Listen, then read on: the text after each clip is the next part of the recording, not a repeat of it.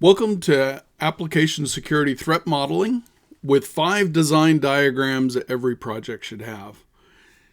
In this, we're looking to how to improve the velocity and quality of applications design and delivery, discover and implementation of the security compliance requirements, and 3, hardening of applications from malicious attacks and sensitive data exposure. In this session, I'm going to talk about design diagrams in Agile, 5 design diagrams everybody should have, web mobile, also service APIs. And we'll talk about threat modeling analysis and implementation takeaways. So the purpose of threat modeling is, this is a formalized definition up here. It talks about threat modeling provides defenders with a systematic analysis of what controls and defenses need to be included so that you can understand the background nature of the application, the probable attacker's profile, likely attack vectors, and assets most desired by the attacker. But a simpler way to really think of this is it's like somebody trying to break into a building, right? So casing the joint, that's what we're looking to do here. We want to look over the asset here and figure out ways that it could be potentially broken into so that somebody might steal something or do other actions with it. And so with that, we're going to put on the hat, if you will, of being a break-in person or a baddie, right? So what would I want to do to break into this application and own it? And, there's several different motivations behind this. People want to be able to brag about their hacking skills, right? And they want to be able to show off that they're kind of an elite hacker. Then there's the power motivation, right? I can destroy your sandcastle when I want to, that type of thing. Or there's maybe a money motive, right? Where they see an opportunity for, if we break in, get this information, I can resell it on the black market, and then I can support myself or buy all the riches I want.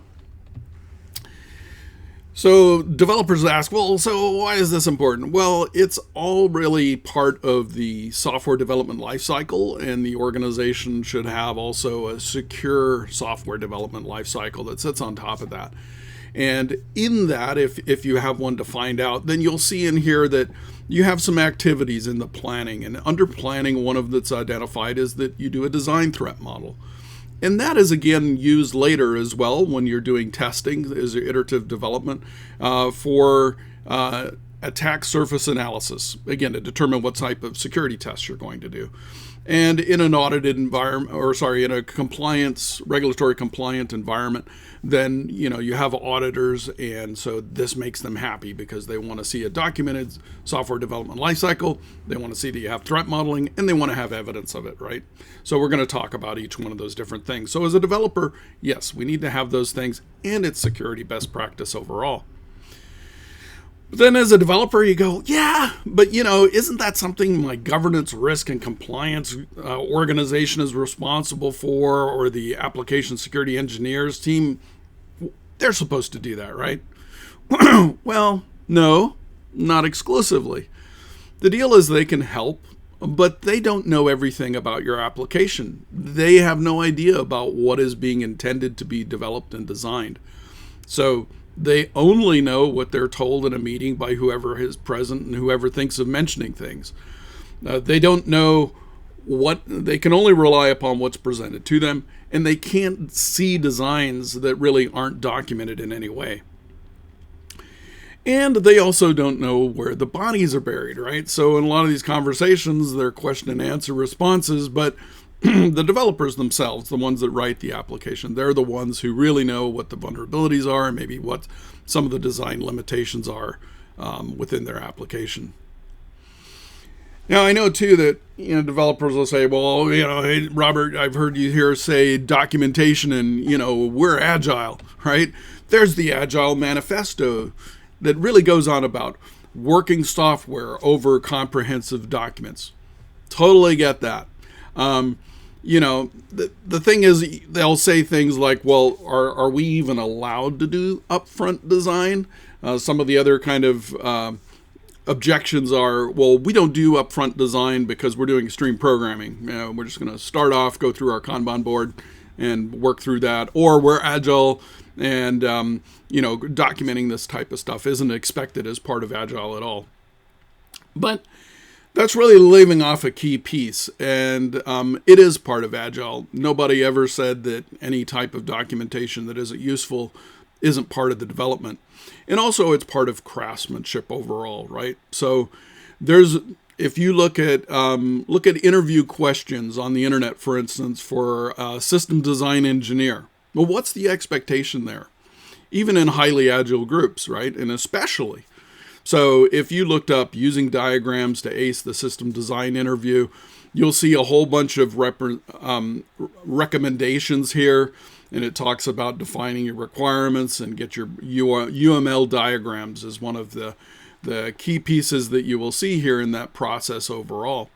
And then a whole bunch of information about how do you use these, because in the interview question, then you're given the whiteboard type of assignment. Well, here's a particular problem or a challenge. So how would you go about designing it? And whiteboards are a wonderful way to bring the team together to be able to collaborate on what are the dependencies, what are the best ways of approaching that, and what is being thought of there, and also prioritizing what the development order will be.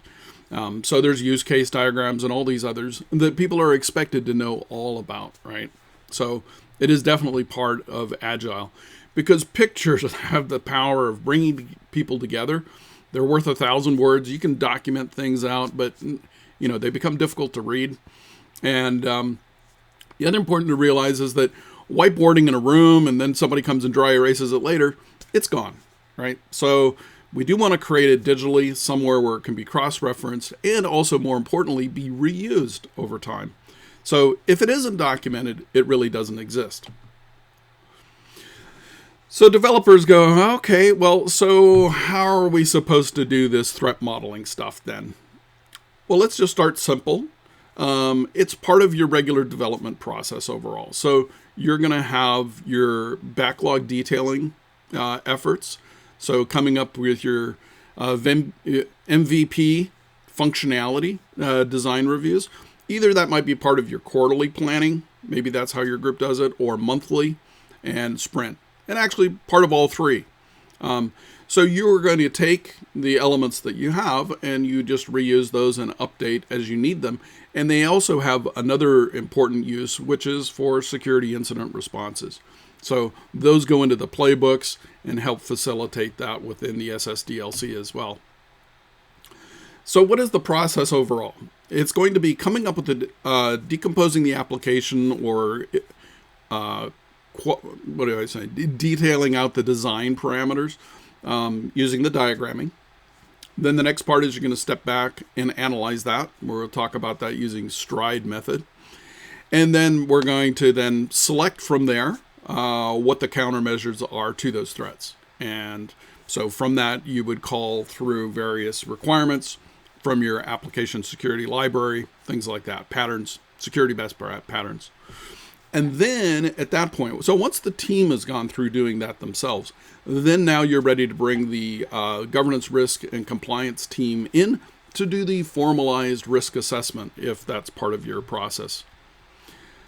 So who's this to be done by? It is the development team that I'm talking about here, because usually the security SMEs are not enough to cover a particular organization. However, when you do have those resources, you do involve those. So make sure you're involving your application security engineers and your testers, right? They have great insights into the application as well.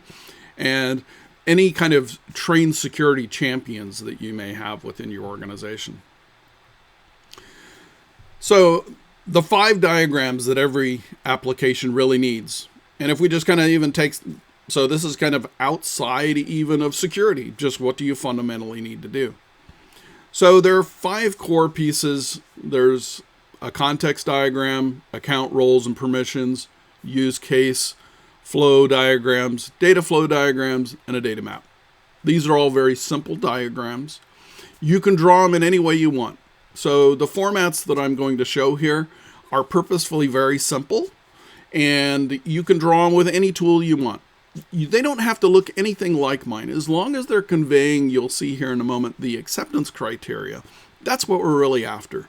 So have the fluidity and freedom to use whatever tools are most effective for you. And again, don't overthink it. There's draw.io, which is a free online drawing tool. You can use Microsoft Visio. You could use anything you want. You can use PowerPoint, shapes, whatever is your preference. It's all fine. So what we want to do, though, is make sure that these are simple diagrams. These are things that even your product manager, I've created all these before in previous roles as product managers. We can create those easily, and they don't take long because it's what the team already understands and knows about these. So 15 minutes to maybe a half hour if there's stuff like, yeah, well, I'm not sure about this, right? So you're thinking about it a bit more. But these are not meant to be intensive at all. And if you're spending more than half an hour of it, you've overthought it. And the other thing is that they need to be kept simple so that your stakeholders can understand them. So don't use a bunch of restrictive, strict UML diagramming things, because usually those diagrams will then be confusing to the uninitiated. And you need to include your business partners and other people outside of just raw technical design teams. So the first diagram. Now this is one that the product managers should be able to draw up, which talks about what is the purpose of the application overall. So in the center you have a square there, and which is the application, the scope, if you will, of your work. And then you have bullet points then for each of the feature functionalities. The next thing you're going to do is put in, well, who are the users? And so you may have a couple different interface points as well. You can see on this diagram on the left, we have a customer. But it turns out that this user of this application maybe is a family or an office where they have different roles within those. So you have maybe a primary customer, and then you have delegated authority with limited access and capabilities also within this. So we want to put every different role on here. So that's what the stick figures are here for the actors. So you're going to put those on there. You may have an external piece that's the primary interface, but also you're going to need to do some internal reporting, or you're going to be able to do some administration by internal users. So you're going to want to show your internal users, recipients of reports, anything like that, as well as those interfaces. And then over on the right, you have your main sources of data and information that you need to execute the application. So it's not a network diagram at this point, it's just the high level pieces. And then the arrows themselves here, you're identifying the functions. So in here, the acceptance criteria, we're just looking for the list of features. You know, what is the processing that's going to be happening? What are the individual users by roles? And then dependency systems, as we talked about, and the functions, which are going to end up here being the use cases. And you are going to iteratively develop this. So when you start off with an application, it starts off with a few items. And then you could also include on there maybe future functionality as well. You already know you're going to need to do this in multiple iterations. So it's okay to put those additional pieces of information on the board as well. Maybe use dash lines or whatever it is that makes sense. So going from the roles that we had in the other one, the next thing is, well, what functionality should they have access to? And as I mentioned, you have within that maybe a primary user, and then you have a secondary user with delegated permissions, that type of thing. So you'll want to create a table here that talks about those differences in functionality and the permissions that for the functions that they would have. This is important, especially for testing later, because we're not just going to test with one account, maybe the super user or something like that. You need to be testing each one of the individual roles to make sure that people aren't able to do functions that they aren't supposed to. The other part that's very important along with functions is data itself, especially when you have sensitive data. Maybe that's payment card details, for instance, for a client. Or in the case of medical, where you've got prescriptions and things like that. So what is the data here? And then as well with reporting coming out of the system. So you may have multiple levels of reporting, and based on need to know within the organization, that type of thing, you're going to define those out. So anyway, identify those up here for each of those functions. The next part, let's see, here we go, design number 3, is the taking then each of the different use cases, and then, let's see, here we go, sorry, I went too far. We'll want to take each one of the use cases and flow it out here in its processing. I usually like swim lanes for user interfaces because in the top swim lane, I'm going to show what are the user screens, if you will, and also maybe emails, whatever communications, multi-factor authentication, that type of thing. Anything that the user received goes up into the top swim lane. Then below that, I'll do the process that's in the back-end systems, right? And so what's important in here is that you show each of the main screens that you need. What are the data elements that are going to be on there? You can put in there like these are required fields. Those are the kind of information you can provide. And then you're going to have, most importantly, the decision points, but you're looking for there not just the happy path. You should have decision points in here for, well, what happens if the field is not filled out properly or a data field is incorrect, those type of things. The diagram needs to show, well, what then happens. And then also importantly, what are the error messages that are going to be displayed to the end user? Those are a key part of the security protection as well. So in there, you're going to come up with a diagram like this. Any requirements that you need to address each one of these data points, you can include those over here in your diagram for easy reference. Don't need to do that. I just find it handy myself. The other thing you can do with these diagrams is use color. I'll use green sometimes to mean, well, that's already functionality we've delivered.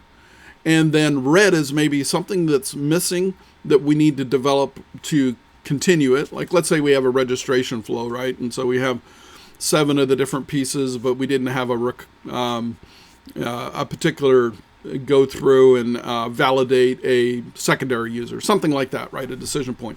So put those in red if that's helpful to you. And then I've used like a light blue or blue if you want. You can use whatever color you want to show maybe that, oh, well, here's the next feature functionality that we need to build so that we can show again in this, well, what is the flow that should be acceptable here and what are we looking for? Now, these diagrams would get messy with some of the processing, so it's okay to then create a different sheet, different page, different diagram view, as well for the processing algorithms that you may have, especially where you have different error messages coming up. So in this one here, this is talking about where an account, say, is being verified for login, and is it locked or is it not locked? Why was it locked? Is it locked because the user needs to change their password, or was there a system? Anyway, there's different error messages that go along with that. And so you're going to type in there wherever error messages you have. It's much easier to review the error messages there than to code them up, then go through a release, and then do a UAT demo, if you will, with your stakeholders and ask them what they think. It's easier to correct the spelling mistakes or the language that's being used or the security input about, well, no, don't put in there further information about the server, whatever happens to be.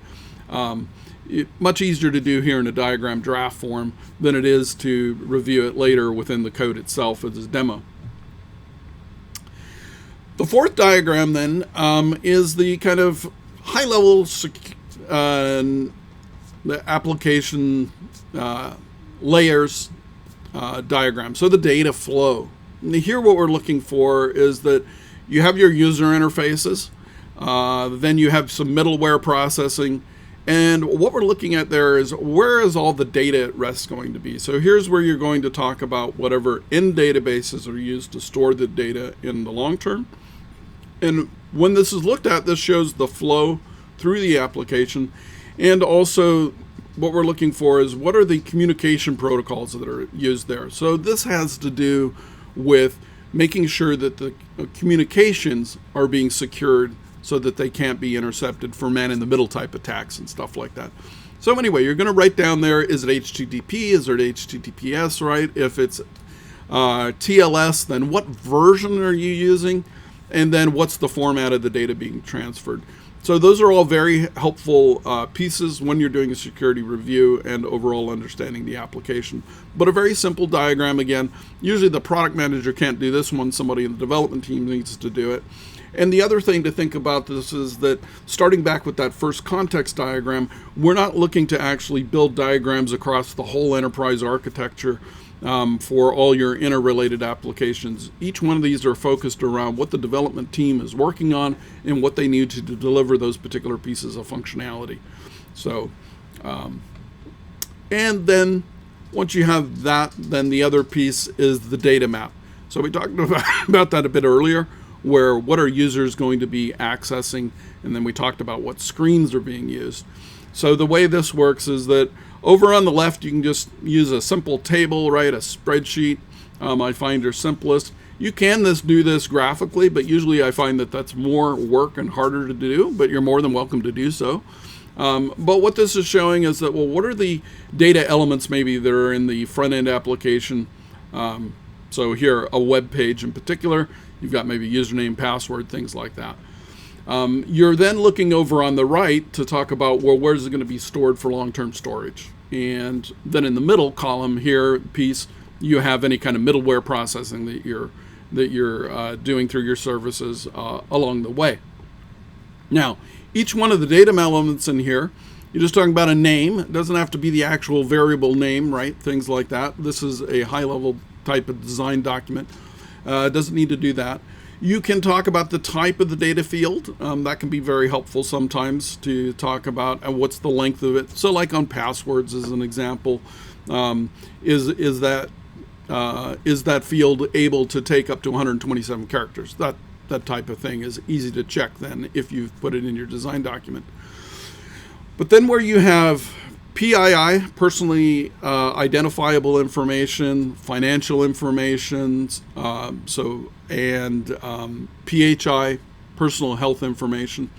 You'll want to identify those as well, because that has to do with the sensitivity of the data, the meta tagging that's required, and you need to handle those pieces of data differently. So you're going to put in there what that sensitivity is. It's easy to see. And then you're going to talk about the next column has to do with how is it going to be protected. In the web interface, of course, those protections are dependent upon what the I have a friend, my dog. That's great. I'm not going to record this whole thing again, so hopefully you enjoy. That's Teddy, my assistant today. Next time I got to close the door. Anyway, going back here, so data protection, where you have a web interface, you're up to the device providing the protection for those. It's not really going to fit here very well, so you're going to maybe, if there's masked information in a field, you're going to put that down, or else the encryption is handled by the connection. This is not talking about flow, just at rest.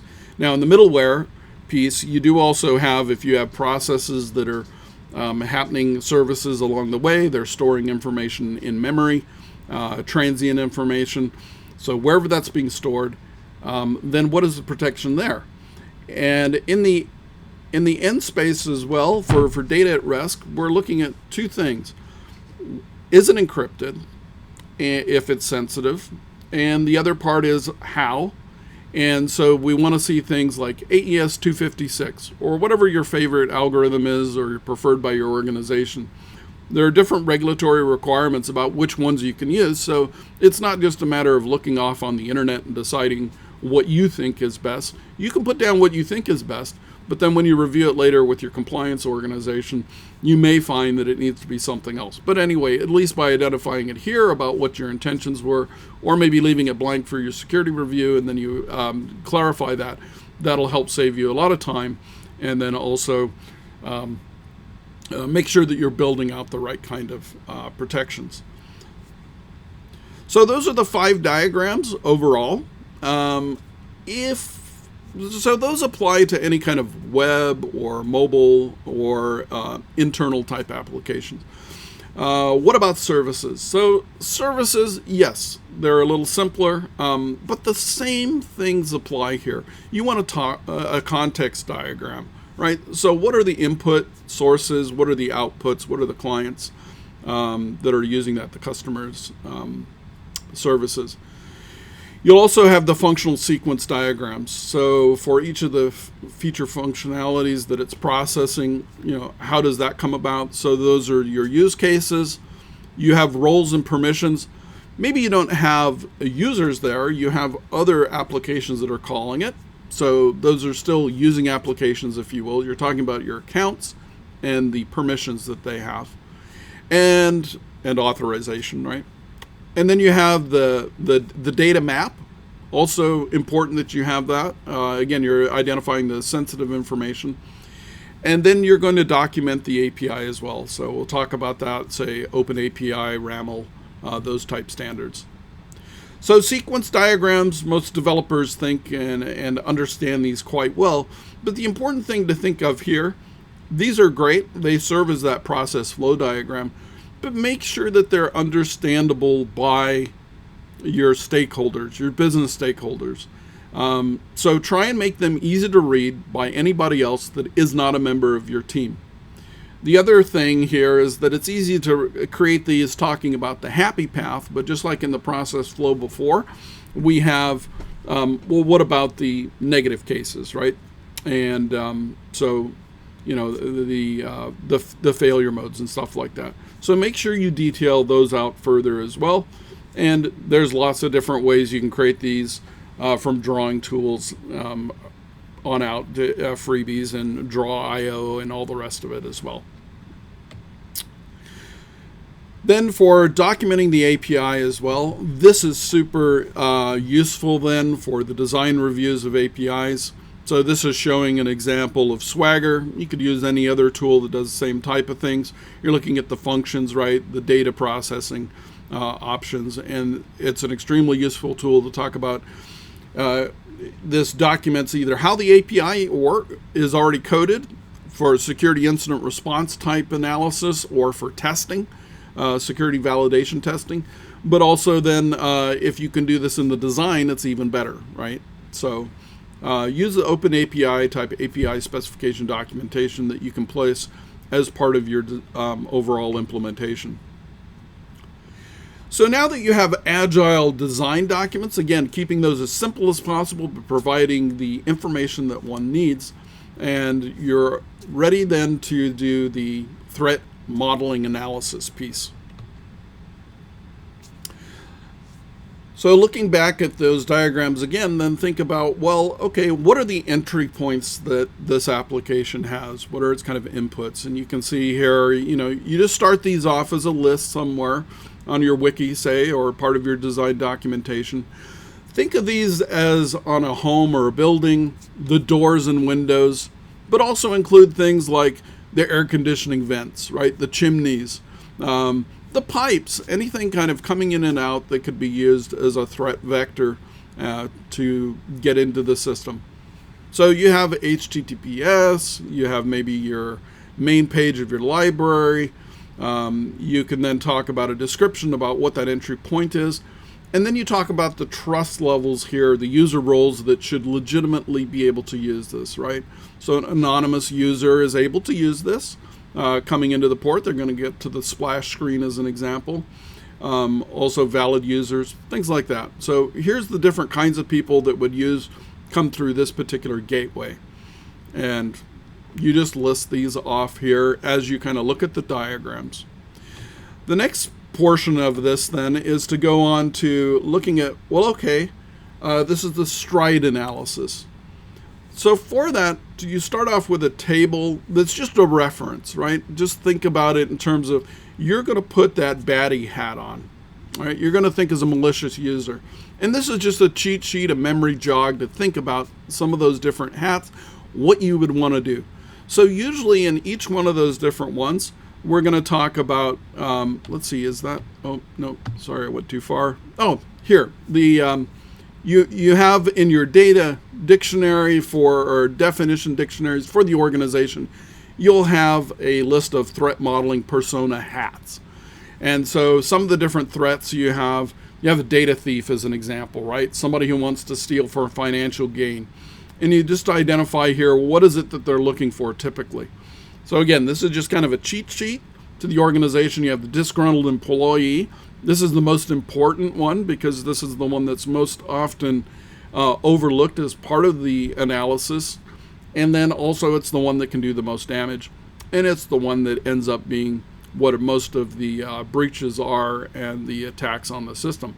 So anyway, you have these different pieces. You have trolls and vandals, right? And they don't really want to steal or exfiltrate data. They just want to be disruptive and deface screens, things like that.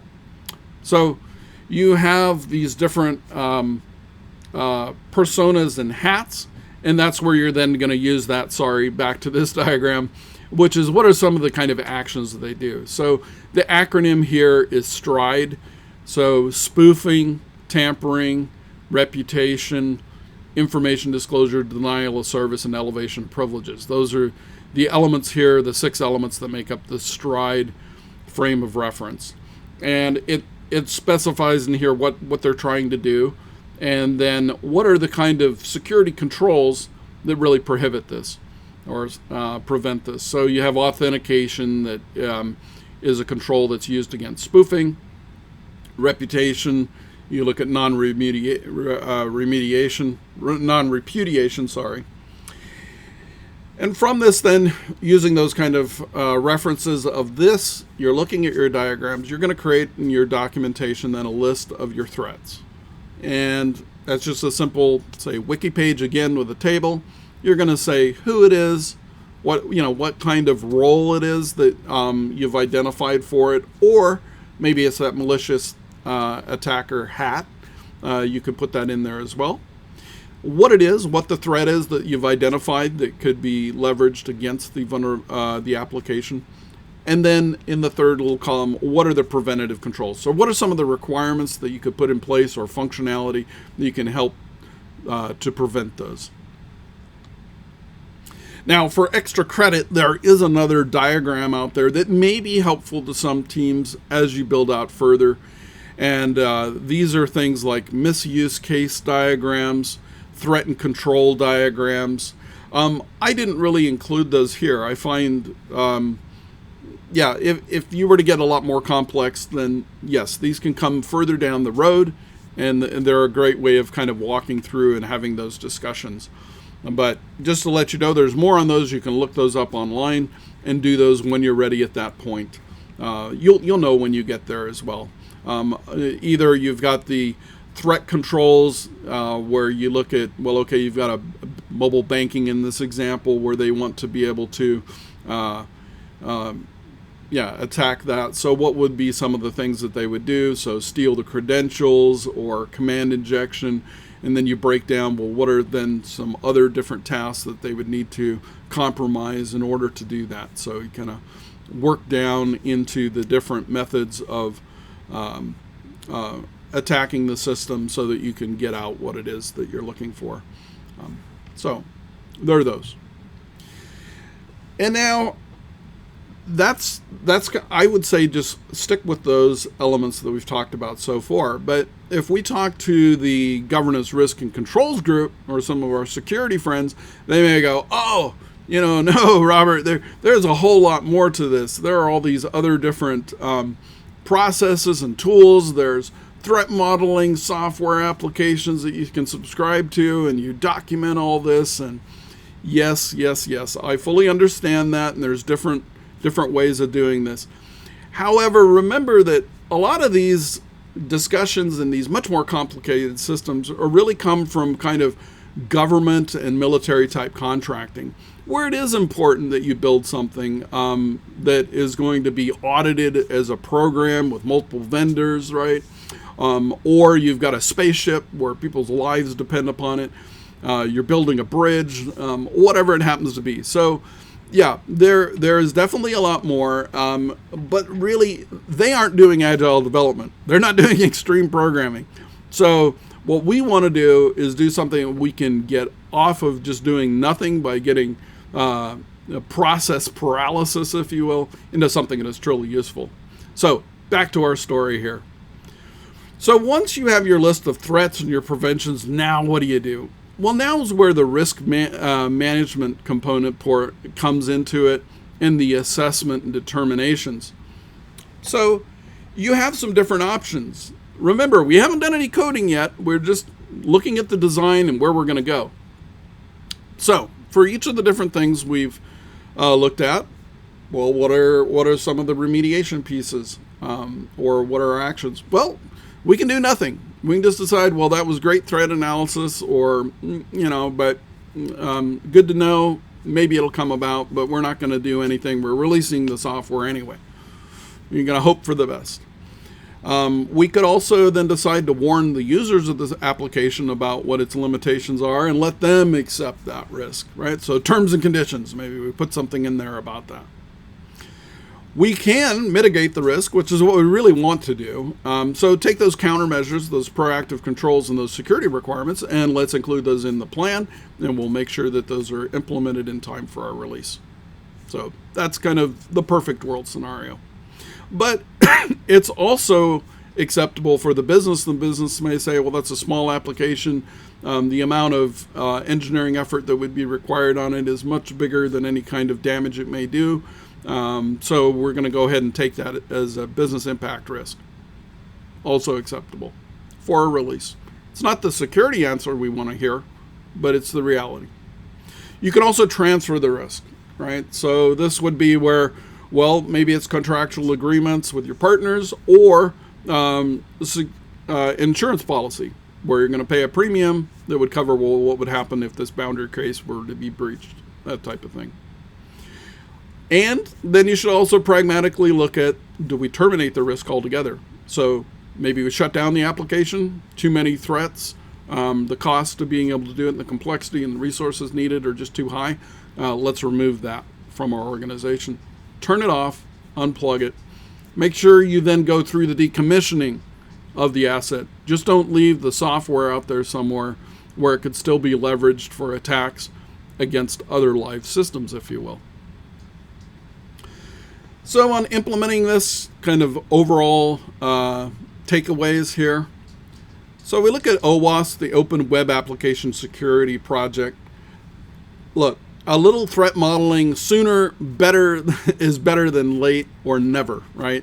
So just start somewhere. Build your design diagrams, start to take a look at those, look at what sort of resources you have, where you can deploy those, and build better controls over time. And the developers, though, may say, well, okay, that's a great story, but really what's in it for me and our development team here? We have all these business priorities overall. Well, selfishly, one of the things to think about is you don't really want to be disturbed on the weekends or after hours that your particular application is undergoing a security incident. So if you harden it, you're going to minimize the probability of that happening. And also, if you have better documentation, then the security incident response, which is the first line of defense, isn't then having to call you up to ask you, well, how does your application work, right? You've already provided all of that. They can quickly go through and troubleshoot and do their forensic analysis, and then decide whether or not they need you further, or is there some way that they can address it right away. Craftsmanship. Overall, you want to improve the design of your teams. You want to get everybody on the same page. So we want to verify whether or not the security controls are the right ones, and what are those requirements, what are the data paths that are out there, and really being able to get everybody to understand what the insecure functions are. User identity and provisioning are all very important topics, and the sequencing and timing of responses through error messages. They also help you overall have much faster meetings, not only for the security team reviews that you may have, but also within the development teams themselves and the dependent partners that you have. So design reviews and planning within the team, that will be much faster. Many times with even a small team, you'll have people talk about feature functionality, and yet the two people have completely different pictures in their mind about how this is going to be developed. And you'll find that these diagrams are a great way of clarifying that. And then overall, when you look at it from a project delivery perspective, it can super help within delays. First of all, if you don't have any security idea of the security requirements in place and the threats, what will happen is if there's a security assessment done, or let's say that there's a bug bounty program, or worse, a hacker or somebody decides to report this as an issue, now it's going to be a lot more complicated to go back into your design and put these controls in place. So you want to shift it left as much as possible in your software development process so that it doesn't either come up as a last minute hang up just as you're looking to deploy your application into production by a security test team. And also then, okay, let's say you go ahead, you accept the risk. It's kind of like, nope, we'll add that to our backlog. But now you've got tech debt that you've got to go back and reconcile at some point. So you're going to have much better delivery plans in place that are better for your commitments and also your overall budget in the long term. So parting advice as well. Again, please do not boil the ocean. Don't try and do everything in threat modeling at first. Just start with one or the two of the diagrams and then begin to iteratively go through it. Remember, a journey of 1,000 miles. Threat modeling by itself for security is a huge topic. And yes, people can get off in the weeds in lots of different places. But just pick something and you will be well positioned really. Start with each of your iterations. And that's the other thing. Get in the habit with each of your iterations of looking at these and spending at least a little bit of time on each one as part of your regular design reviews and your, say, sprint or planning sessions and your backlog detailing. So thank you very much. I hope you found this useful and interesting. So if you'd like any further information, here's my webpage and my email address, which are also available online. You can look me up, Robert Grupe, Grupe. And I also put out a weekly newsletter called the AppSec News Roundup, where I take different elements of application security that have been in the news and summarize those. So you can subscribe to that email newsletter if you're interested in those as well by sending an email to subscribe@red7newsbits.com.